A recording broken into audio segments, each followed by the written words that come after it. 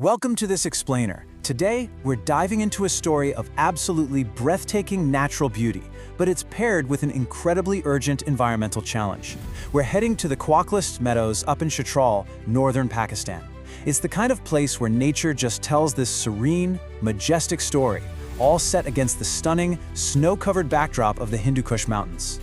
You know, every single year, thousands of people make the trek to this hidden paradise. They come to escape the heat, soak in that cool mountain climate, wander through these endless green fields, and honestly, just find a profound sense of tranquility. Now, when you look at this untouched landscape, it feels totally permanent, right? Like it's gonna be there forever. But as we're about to see, this piece is actually hanging by a very, very thin thread. Because right behind this spectacular scenery, there is a jarring environmental crisis hiding in plain sight. The contrast is just stark.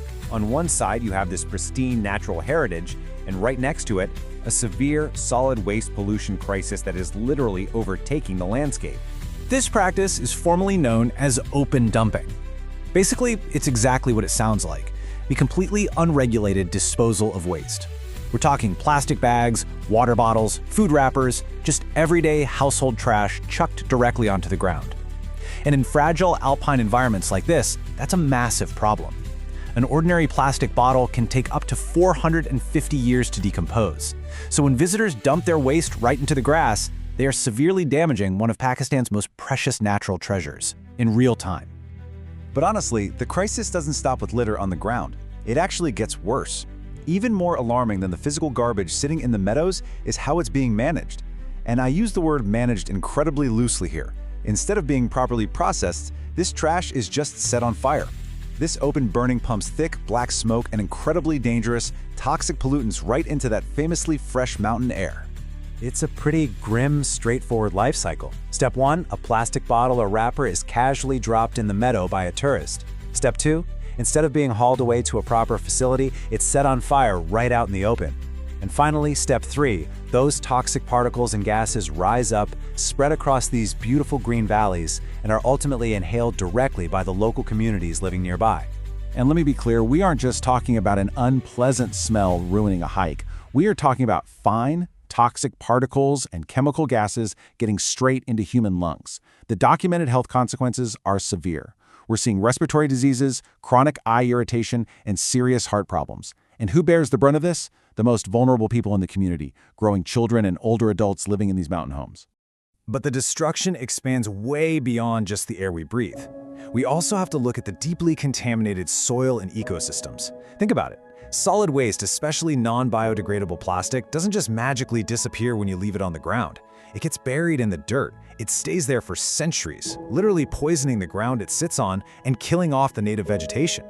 Plus, nature is completely interconnected, right? When it rains up in these mountains, that rainwater washes right through those toxic garbage piles. That runoff acts like a conveyor belt, carrying microplastics and chemical pollutants directly into nearby streams and rivers. This is a direct threat to the region's vital freshwater resources, and it puts the highly fragile mountain wildlife at serious risk as animals end up foraging through or drinking this contaminated mess.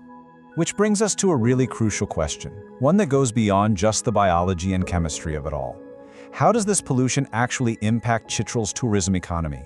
Because while we've looked at the environmental and health tolls, we have to look at the economic reality too. Tourism happens to be one of Chitral's greatest economic opportunities.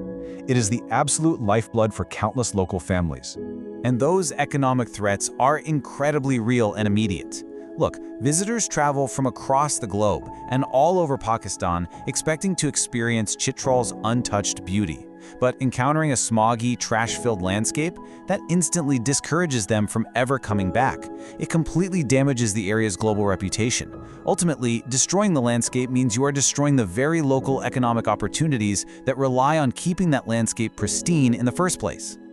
Okay, so let's break down exactly why this is happening. It's essentially a massive collision of rising demand and missing infrastructure. On one hand, you have a huge spike in tourism, but on the ground, just overflowing waste bins. You have a surging volume of trash, but incredibly limited collection vehicles to actually handle it. And you have this massive influx of non-biodegradable materials, but absolutely no proper recycling facilities available to process any of it. Compounding this glaring lack of infrastructure are a few other critical root causes. First off, there is a severe deficit in environmental awareness among visitors. A lot of people simply aren't educated on the lasting damage their discarded wrappers are doing to the alpine environment. Pair that lack of awareness with incredibly weak enforcement of existing waste management regulations and, well, you've got the perfect storm for this open dumping crisis to thrive entirely unchecked. So, facing this cascading catastrophe of toxic air, ruined soil, polluted water, and a threatened economy, it begs the ultimate question. Can this crisis actually be reversed? Are the Qaqlasht Meadows just doomed to become a giant landfill? Or is there a way back from the brink? Well, the empowering truth is that yes, this crisis can absolutely still be solved, but it requires urgent, immediate, and most importantly, collective action. This isn't something the government can fix alone or the tourists can fix alone, but through a combined, dedicated effort from local authorities, community members, and everyday visitors, we can completely restore this landscape to its natural glory. So what's the actual blueprint for that restoration? Well, first up, local governments have to step in and establish highly efficient waste collection systems, alongside proper recycling and waste segregation facilities.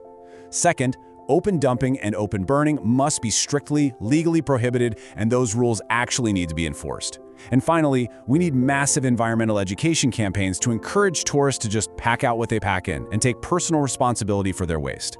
Because at the end of the day, tourism and environmental protection absolutely must go hand in hand. Qaqlasht Meadows is not just some temporary vacation spot for a weekend getaway. It is an irreplaceable piece of natural heritage that belongs to everyone, which means protecting it is everyone's shared responsibility. So, as we wrap up this explainer, I want to leave you with this campaign mantra. Keep Chitral clean. Protect nature. Protect our future. By managing waste responsibly today, we ensure that we actually preserve this breathtaking beauty for tomorrow. So I want you to ask yourself, what kind of ancestor do you want to be to tomorrow's visitors and residents of Chitral?